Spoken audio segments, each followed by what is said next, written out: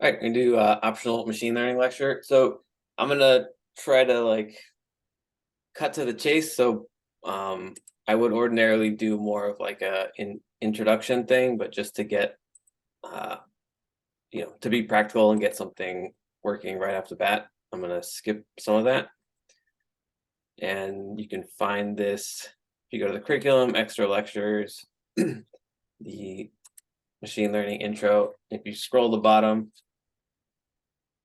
this predicting the weather. There's a couple example apps. So we'll look at this one. So in,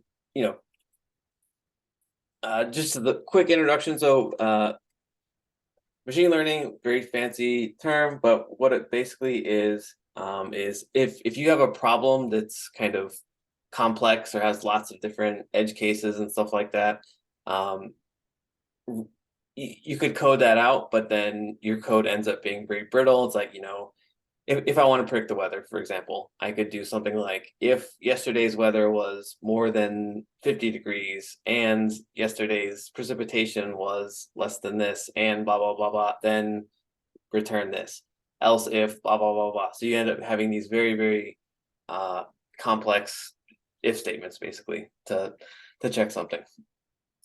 So that's extremely brittle and hard to test and not very robust. So what you can do in that case is basically offload all of that complicated logic into a machine learning model.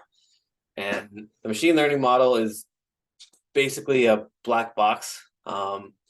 You just give it some input and it gives you an output. So it's basically a function, right? So a machine learning model is basically a function. You give it input and it gives you output. Now, how do you get that function? Well, you have to train it. So you basically give it a bunch of data and then a bunch of the correct answer, and it learns some patterns, however it does it internally. And once you have that going, then you can use it. So the really hard part about this is one, thinking of an appropriate problem, two, getting data and getting enough data, and three, taking that data, that raw data, and putting it into a usable form that you can input into the model. So that's really the hard part. The actual machine learning part is very, very easy. There are a bunch of libraries and stuff like that that will handle it for you. So you don't need to understand. I don't understand really how they work internally. I'm not a math guy. I took the math for dummies in high school and not really anything beyond that. So you can use this stuff and play around with it without understanding. So my basic suggestion is don't be intimidated by all of the lingo and everything. All right, so I'm going to clone this repo down.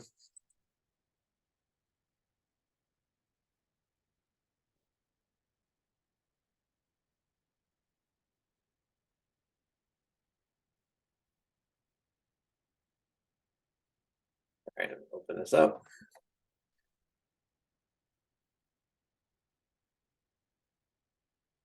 And what I'm going to do is I'm going to run this in it's called a Jupyter notebook.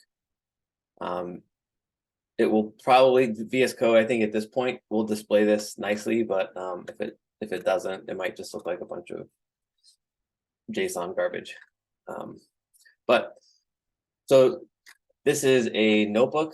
It's called a Jupyter notebook. There's a couple other varieties, but Jupyter notebook is kind of the main one. And basically what it is if you want to play around with something like, okay, I want to test some Python, built in and make sure it does what I think it does, you would just, you open up the Python shell and then you can test some stuff. So import, UUID. I was just messing with this, and then UUID-UUID4. And there we go. I get something. So, if you just want to test something out quickly, then you use the shell. If you want to, typically what we do is we will write a Python script and then execute that script. but this is another way for like quick stuff. This is a way of doing it. So Jupyter Notebook is basically in between using the shell and writing a full script. And what it allows you to do is you can execute small chunks at a time. So if you write a script, I can execute this chunk and make sure it works. And then if it doesn't, I go back up and make some adjustments and execute that little, these are called cells. I can execute that cell. And then once it's working, okay, now I move on to the next part. So it allows you to do iterative development while saving all of the results from previous cells. So for example, in machine learning model, development, you're often doing stuff that's time consuming. So in this case, that's not really a problem. But if you want to test out training a model or something, and it takes 10 minutes to run, you don't want to have to redo all of that every single time you make a change. So you can kind of execute it in a cell, save that. Once you're happy with it, then move on to the next one and keep going. So that's the basic advantage of using a notebook. All right, in order to do this, I have a bunch of requirements here. So Jupyter Notebooks is pretty beefy package. So there's a bunch of requirements that it has. So I'm going to create a virtual environment.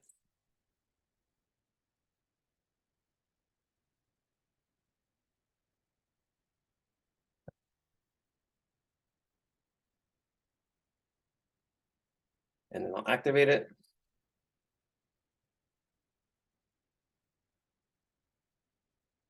And now I will install the requirements. So pip install -r. All right, so all this stuff's going to get installed. And once I do that, then I'll open up the notebook. And the notebook is actually, it's a server. So it's a server that runs locally, and you can, you will make changes to your code in your browser, actually.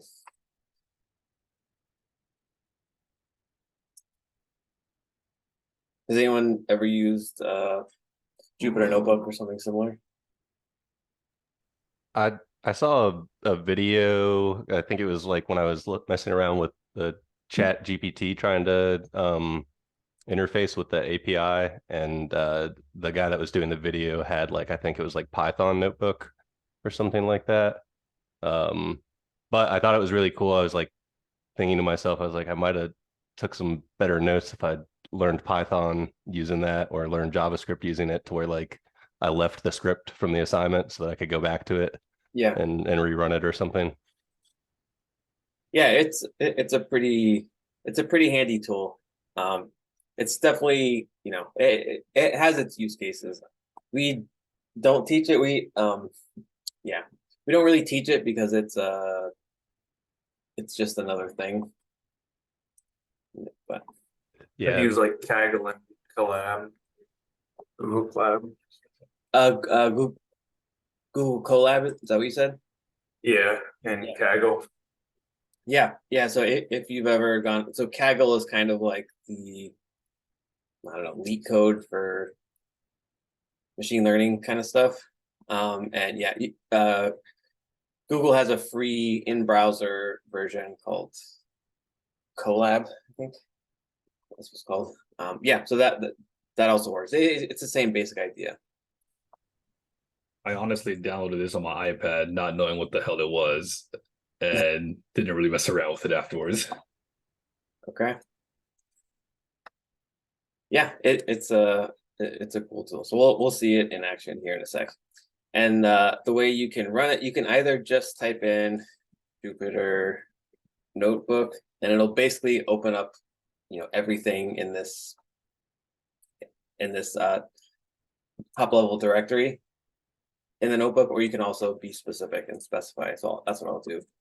Predicting whether blah blah blah. All right. So Jupyter Notebook, and then the file name is going to spin up the server. And there we go. And here, so this is a cell. A cell is, if I go down to the bottom real quick. So a cell is just, where you can write some code.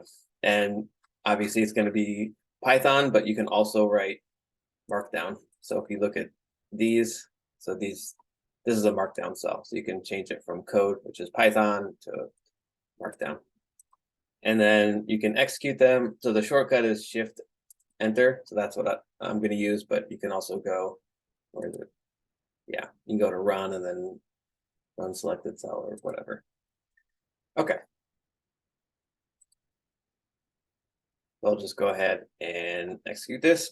So you don't have to use pandas. Has anyone seen pandas before? Not since we did SQL stuff, I think. Yeah. Might have been the last time I saw it. Yeah. So we did use it a little bit to like read in CSVs or read in other file formats. So pandas is basically it's a nice wrapper around matrices. So if you have an array of arrays, it allows you to treat that like a table. So you can name the columns and you can access stuff and you can, filter rows based on some condition, and you can join these tables together. So the term that they use is data frame, but a data frame is basically equivalent to a database table. So we'll use this. The syntax is different, so don't get hung up on it. It's just stuff you can look up as you need to. And then the library that we'll use at the very end to actually get our model is scikit-learn or sklearn. So I'll just.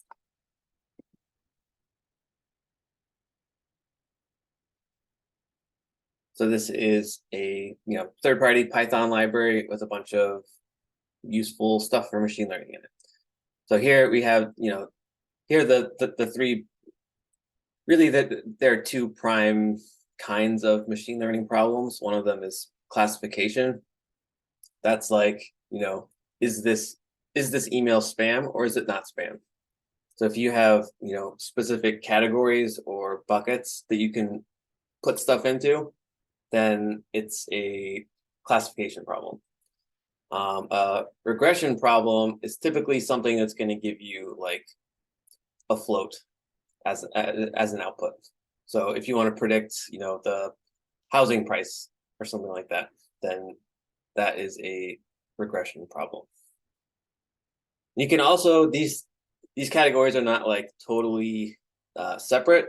You can make one kind of problem another kind of problem. So for example, if you want to predict the price of a house given square foot and zip code and blah blah blah, that's a regression problem. But you can also bucket that.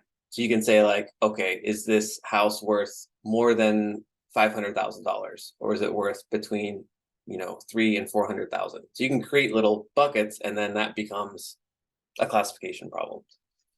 So kind of depending on what exactly you're trying to do, sometimes one problem could be turned into a different kind. But that's the basic division there.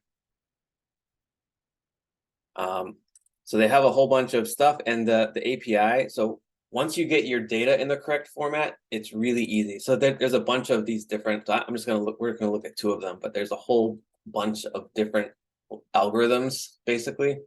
And once you have your data formatted correctly, which is the hard part, it's really easy to like, oh, let me try it with this model. Let me try it with that model, and see what the results are, and you just pick which one is the best.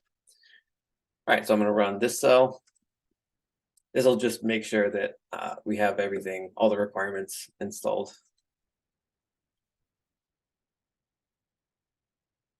All right, and then the data, I'll show you the data real quick. So I have a link to the place where I got it, but this here's a bunch of data from a weather station somewhere in Florida. I don't honestly even know where. It doesn't really matter for our purposes, but so this is a CSV file, and it's got a, the first row is columns. So blah, blah, blah, year, month, day, precipitation, blah, blah, blah. So what we're going to end up doing is we're going to try and predict the max temperature given the previous day's weather data. So if I give it, you know, this day's weather data, I want to get as an output I guess it would be this one, the max temperature of the following day. So that's our goal here. So we're going to take, you know, previous day's weather and predict tomorrow's max temperature.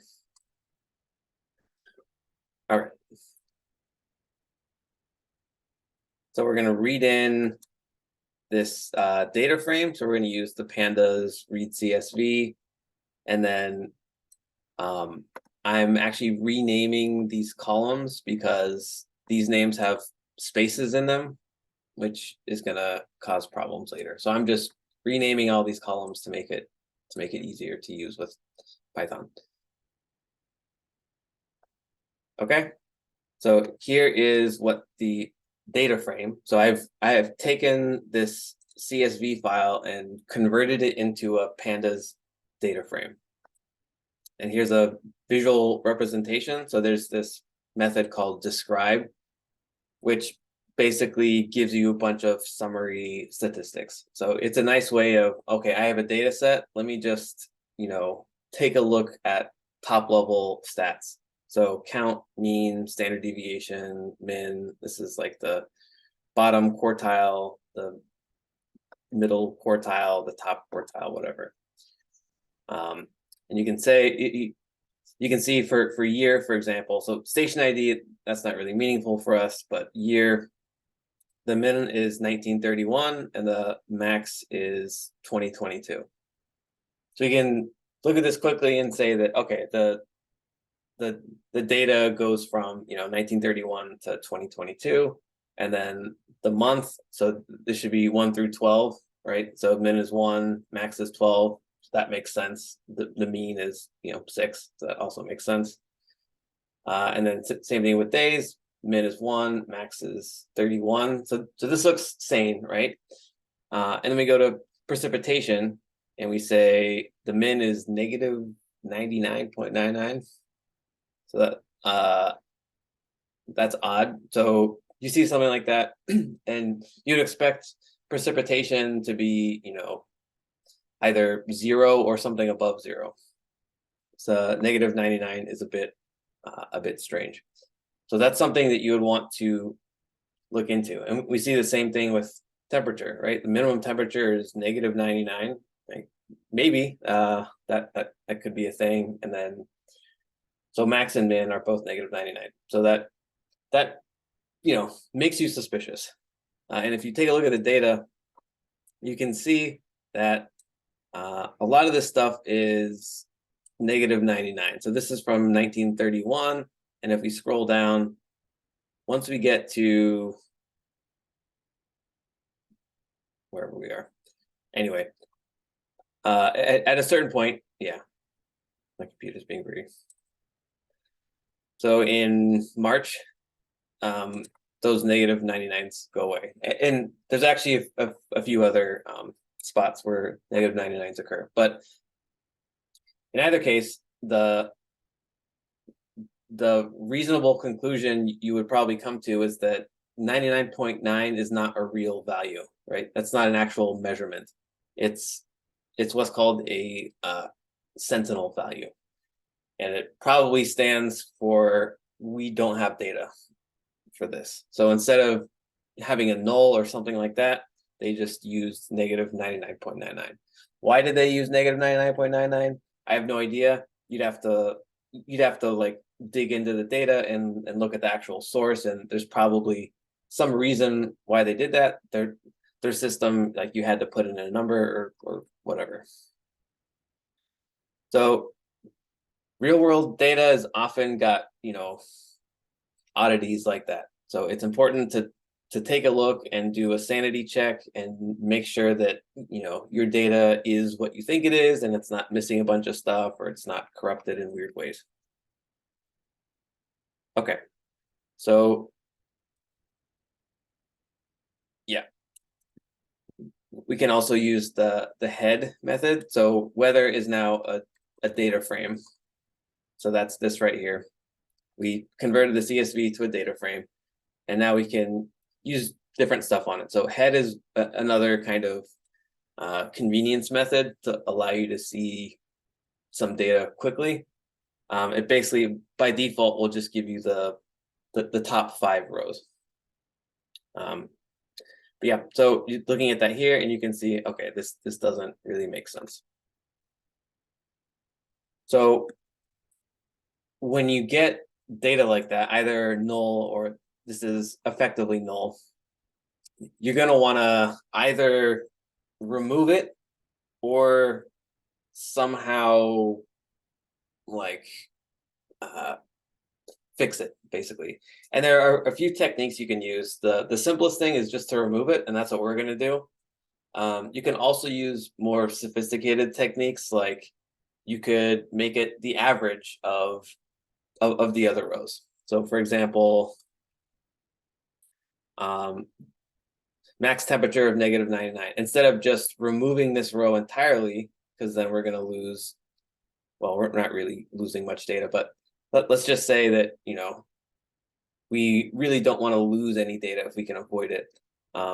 You can take this column and get the average of all the other values and then just insert that here. So instead of having a null and removing the row, you can do something like that. And so there are other, you know, sophisticated kinds of techniques that you can use.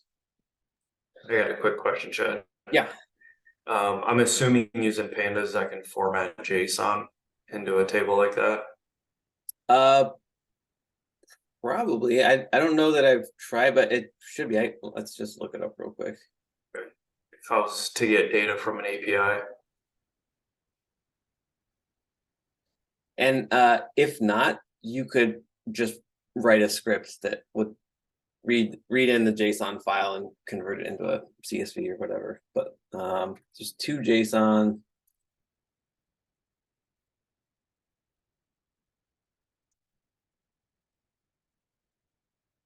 Pandas.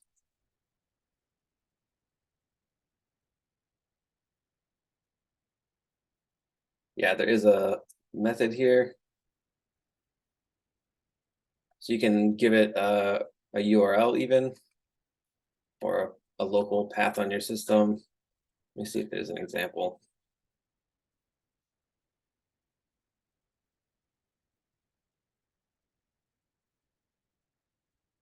Okay, looks like they're making up, let's see.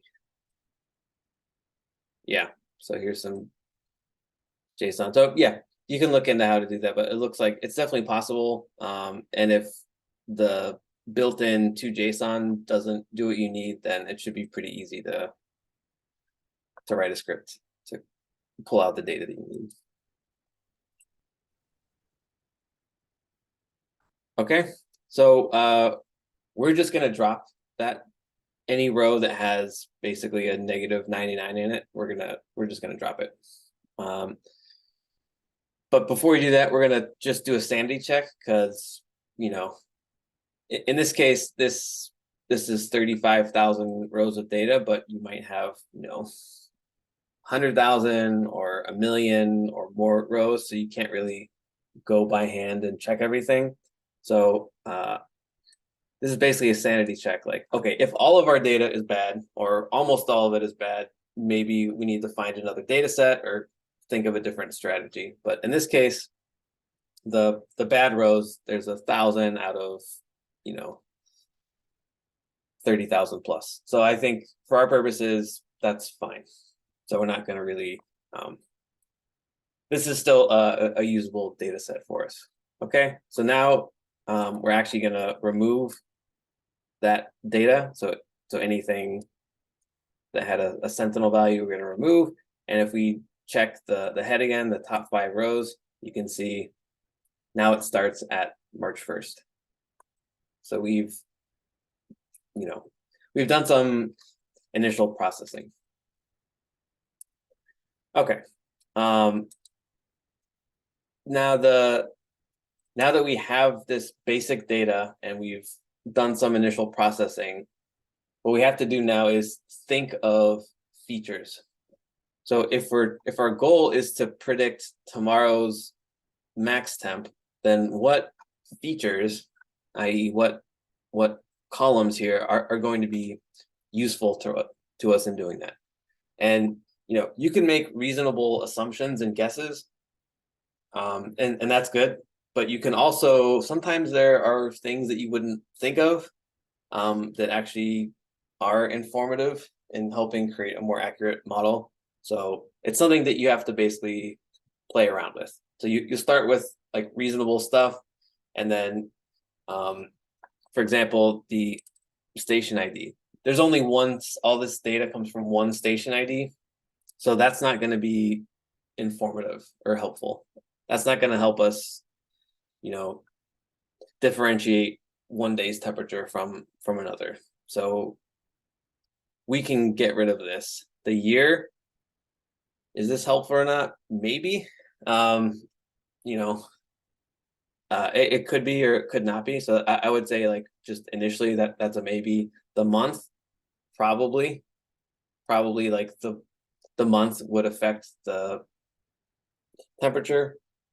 Day, maybe not, I don't know. And then precipitation, I'd say yeah. So if there's precipitation, it's more likely to be cool, for example, blah blah blah.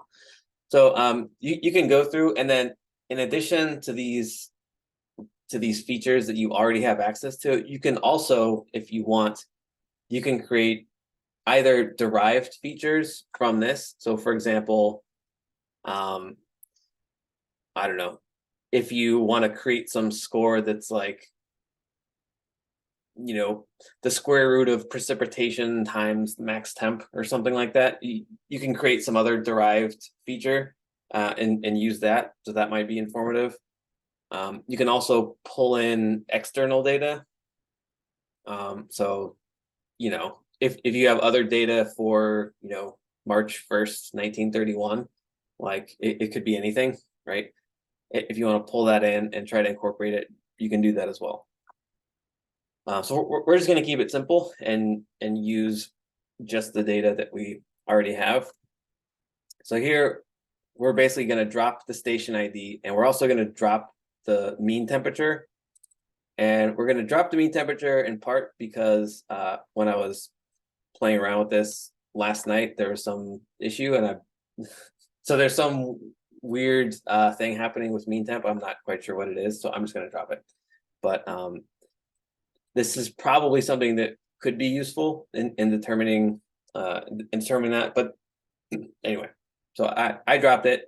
If you want to take a look and figure out what's going on, then feel free. And another thing we're going to do is we're going to exclude 2021 weather data. And we're going to do that so at the very end, we can basically test how well it does. So we're going to take a tiny subset of that data and exclude it, and we can use that for testing the accuracy of our model. And, okay, so this is all we're doing. We're going to drop a couple columns and then filter out 1 year's worth of data. Let's see.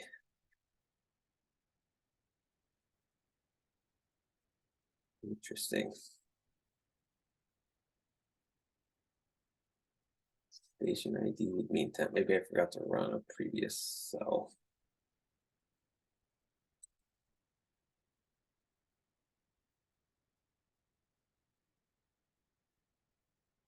Interesting.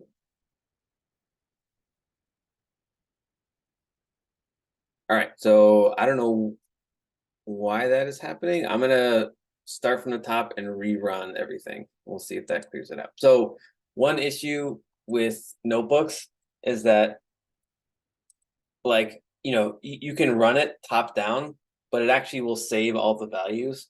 So you can run things in different orders, and sometimes, yeah. So the actual state of what's available as a variable is different than the order that things are written.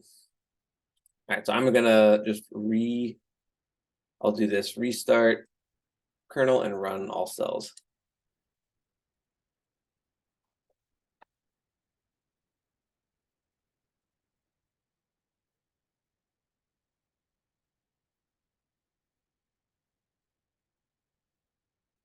Okay. All right, so yeah, I'm not sure what the problem was there, but so I'm gonna go, yeah. Okay, so here is our, let's see if this works.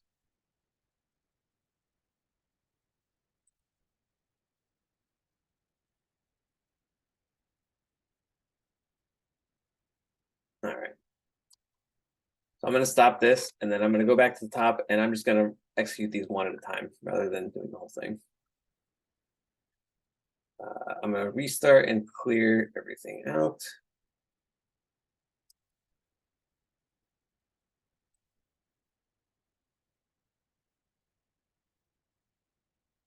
All right.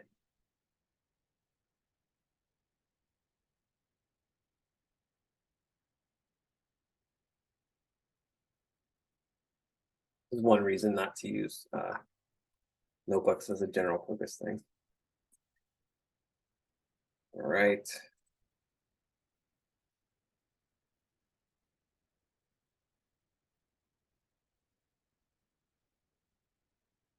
Okay.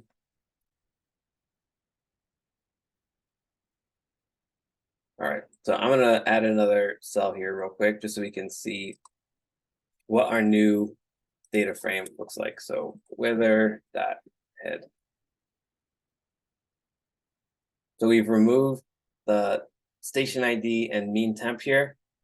So now we just have the data that we want to use. So we care about year, month, day, precipitation, max temp, and min temp. So these are all the features that we're going to choose, and we're going to use this data to predict tomorrow's max temp. So yeah, just a note here. All of these features happen to be numbers, which is great, but especially when you're working with other kinds of data like text, that won't be the case, but you have to convert. Everything that you give to the model has to be a number, basically. So it doesn't know what to do with text or strings or anything like that. So there are ways, so some of the other machine learning lectures that I can do later will kind of show you how you can convert string into, strings into numbers, or even words into numbers. But we don't have to worry about that here. So year, this is an integer, float, float, float. So that should be fine for us. Okay, so we have all of the features. We've cleaned the data. We know what we want to do. Now we have to start preparing everything to get basically to be acceptable as parameters for the model.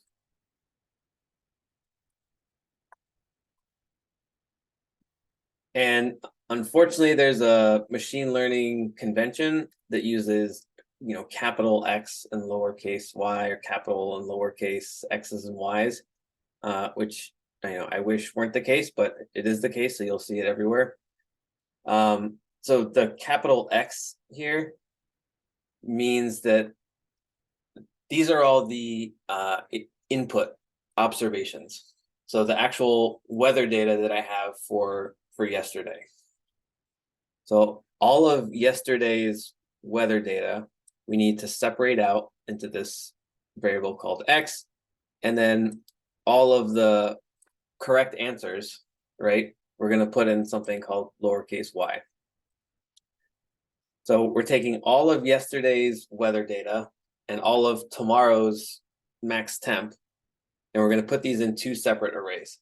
And the reason we're doing this is because we need to train the model. So there's, I'll say quickly that there's supervised learning and unsupervised learning.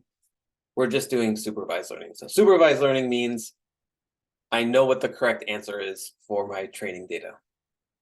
So we have training data and we know what the correct answer is, right? We have today's weather data and we have tomorrow's max temp. So we have all that. So this is a supervised learning problem. So we're going to take out all of the raw data and all of the correct answers, and then we're going to train the model using that. So the model is going to learn, hey, every time I see this data, I know that the correct answer is this. So it's going to look at, it's going to do its whatever crazy processing it does, and it's going to learn patterns. So here's an example of our input. So this is all, just floats. So here is our weather for yesterday, and then here is tomorrow's max temp.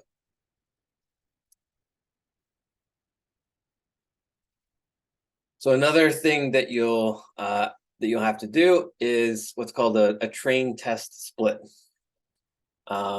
and that basically means that of all the data that we collected, we're gonna leave off 20%. So this is different than the last year that we left off. This is the reason that there's a couple reasons you will do this.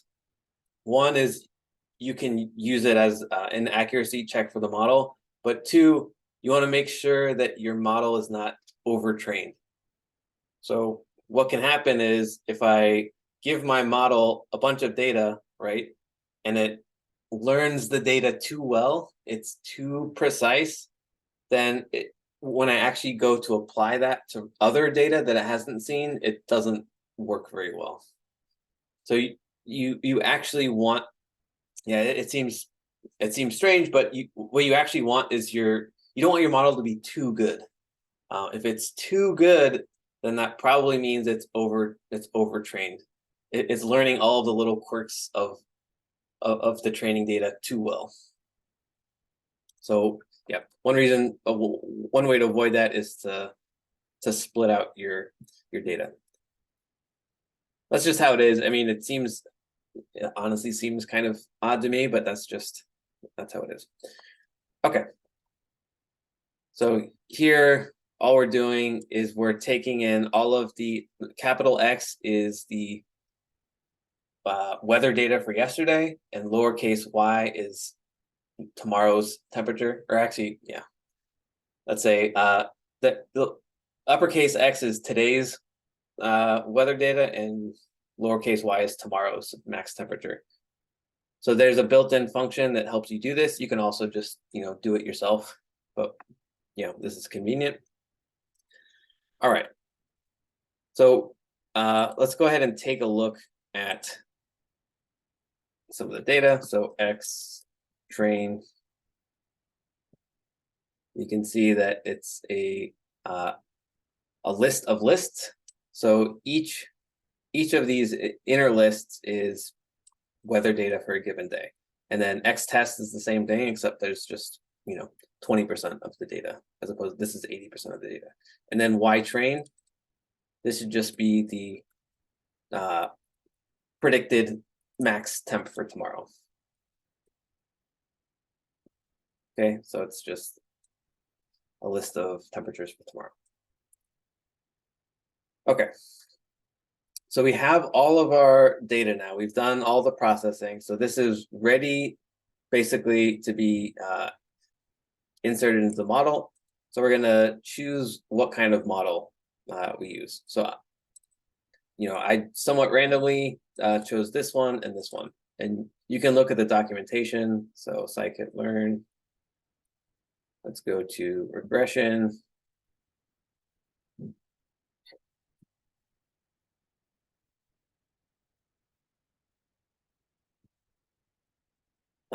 So random forests. So this documentation is pretty good. It's also pretty technical at times. So it's beyond me. But anyway, the general idea is that you probably want to test a few different models and then use the one that performs the best. So I've chosen these two. And this will take a minute. Is it SVR or SVM?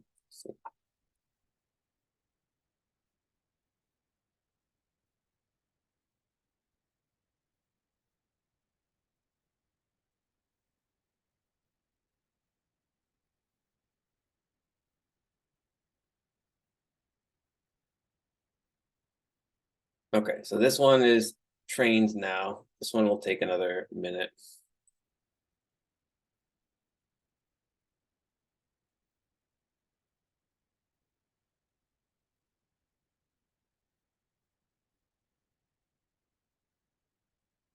Any questions so far?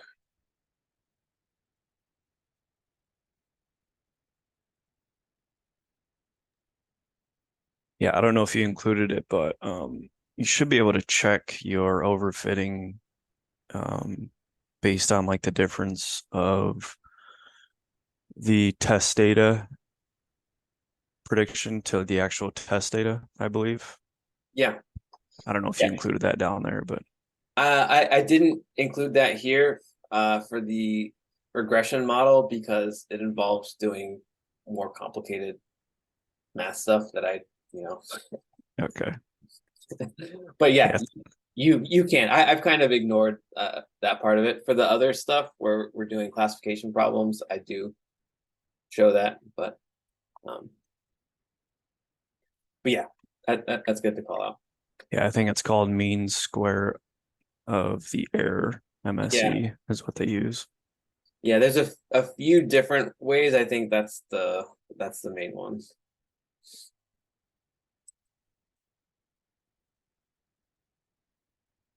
Okay, so we're basically gonna skip that part because it's too complicated for me, and then that's why I pulled out the 21 data just so we can I can put it on a chart and it's easy to kind of see.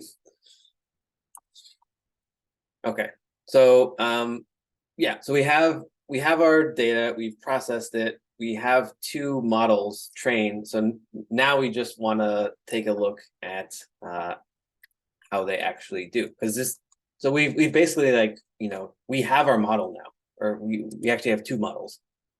So we've just made a machine learning model. So now what we're going to do is right here, this is my somewhat ad hoc way of doing a sanity check here to see which one is better. But so we're going to take all of the 2021 data that we pulled out, and we're going to do the same thing. So we're going to take out all of the the inputs. So this is today's weather, and then we're going to also create uppercase X, lowercase y. Here are the correct answers for tomorrow, and then we're going to use the models that we created, the random forest model and the SVM model, which we created right up here. We're going to get all of the predictions for every day of that year, and then we're going to plot them and see how they look. Okay. So the red line, this is the actual the actual value, and the green dots are the SVM model. So this is what the SVM model predicted, and the blue dots are what the random forest regressor predicted. So it looks like the random forest regressor does a better job.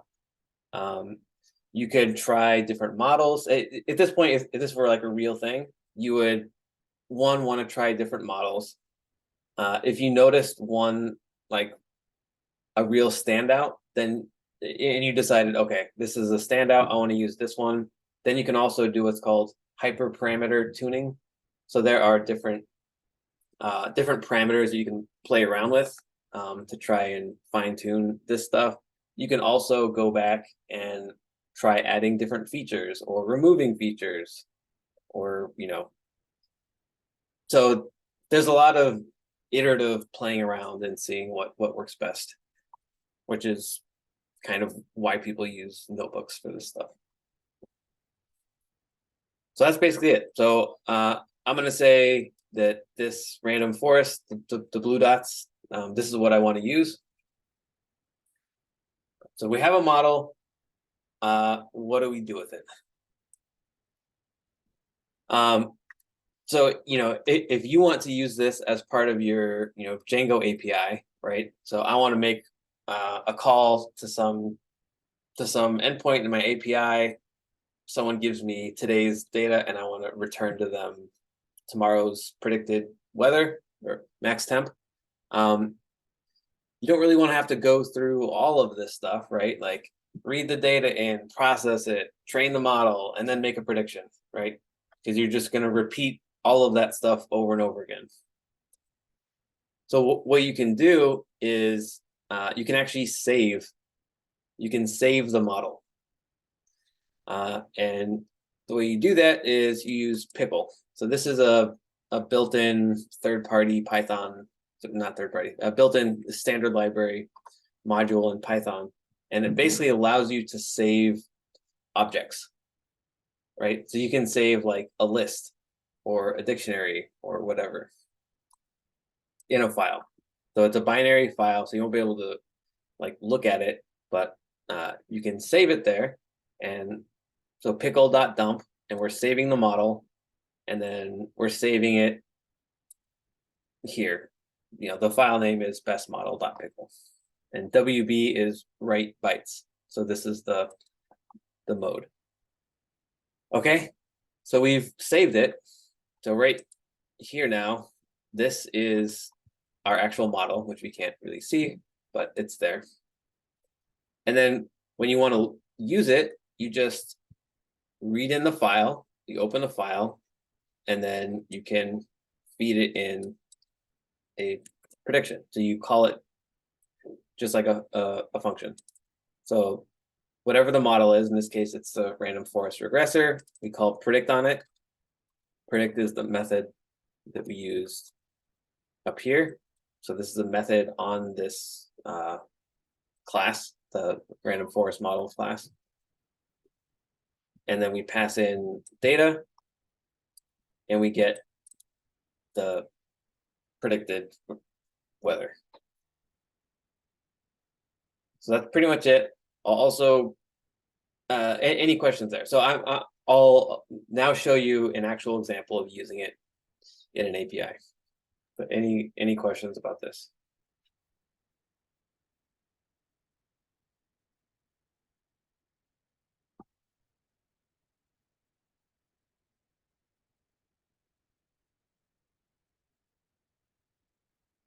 So just to reiterate, the hard part is really finding data and then doing that processing. Once you can take some data set and turn it into an array of arrays of numbers, then you're good. You're basically done. All right, so let's look. I'm gonna stop this notebook now.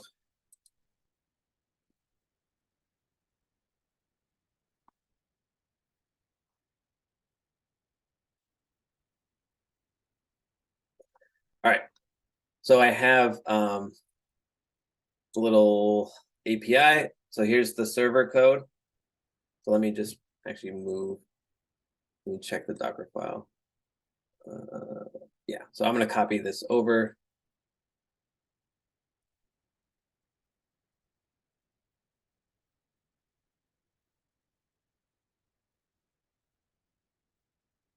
All right, so this server code, this is just the Flask app, which we've seen before. In this case, I've decided you have to make a post request, but you could do it with, query parameters or whatever you want to do. So someone makes a post request here.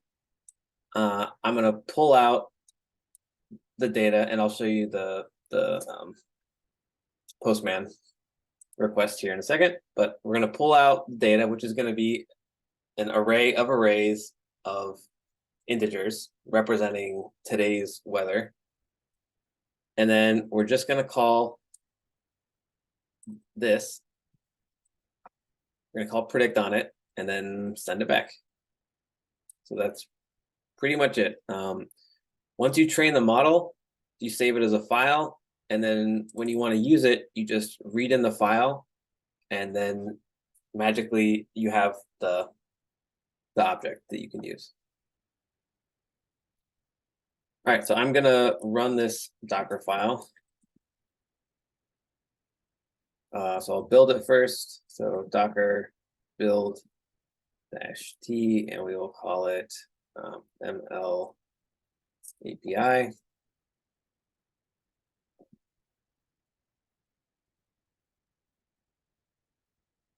And in the requirements here, you do need to include scikit-learn.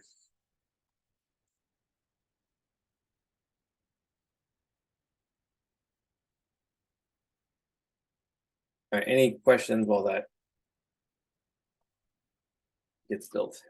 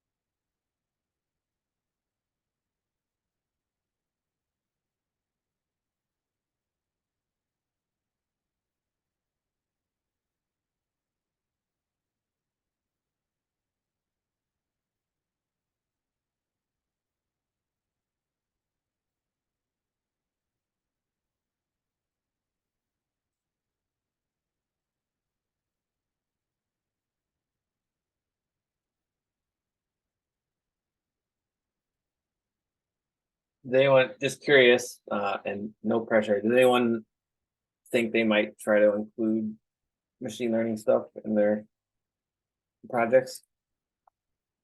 Yeah, I would like to. I'm probably gonna give it a shot. Maybe not this project, but one in the future. Yeah, I was trying to think about it. Maybe for the T thing, we could use some kind of classification thing. I'm not sure. But I definitely will try and use it on a future project or something. It does seem interesting. Yeah, definitely. Not, I'm not trying to push this, but I do think it's kind of cool. Even like, obviously there's super high end, chat GPT kind of stuff where they're using millions of dollars worth of equipment to, pull everything on the web and train it. But just on your laptop, you can do some pretty cool stuff.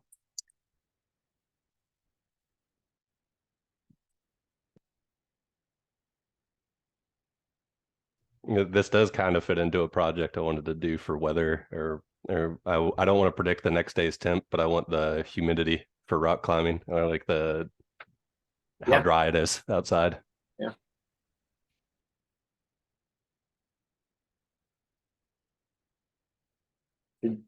Take all weather prediction with a grain of salt, especially if Yeah, I don't believe the regular weather. So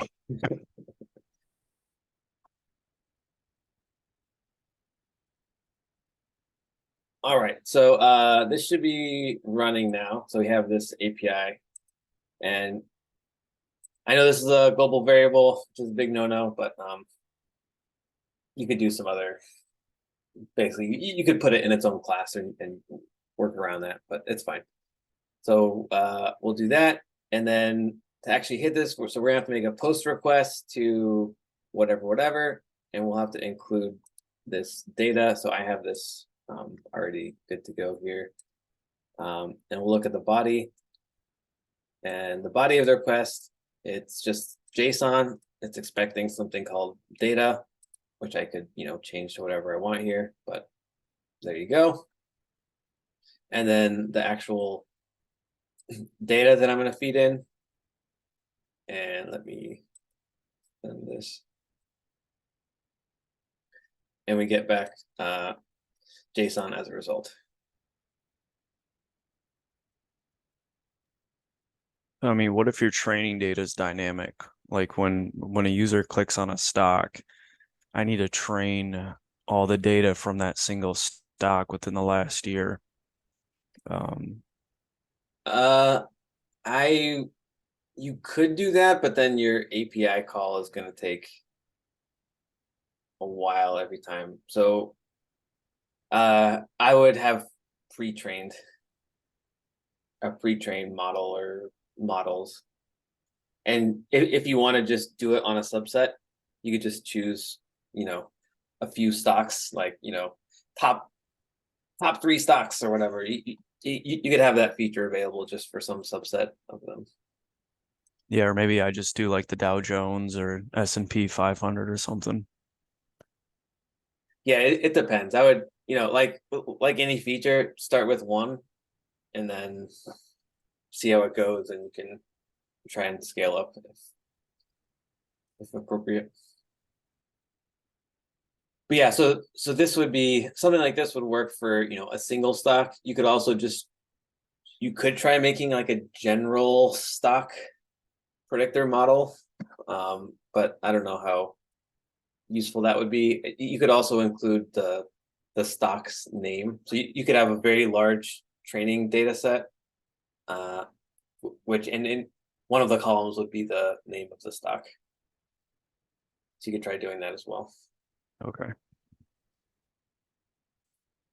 Yeah, so you could either have like one model per stock, or you could have like a,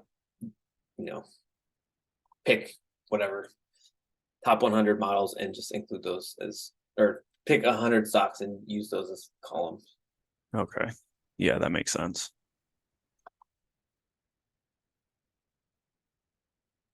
Okay. Any questions about any of that? It's actually, I think it's, hopefully you feel less intimidated by machine learning stuff, but once you do it once, the hard part is doing it the first time.